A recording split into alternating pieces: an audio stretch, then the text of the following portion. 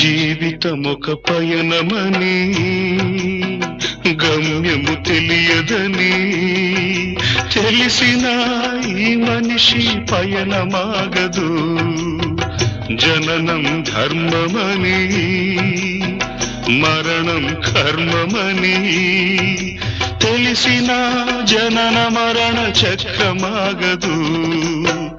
మరణం తథ్యమని ఏ జీవికి తప్పదని తెలిసిన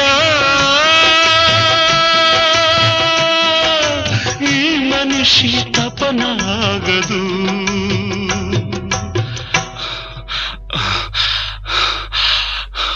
ఈ బ్రతుకు తపనాగదు. ఆగదు ఏ నిమిషము నీ కోసము.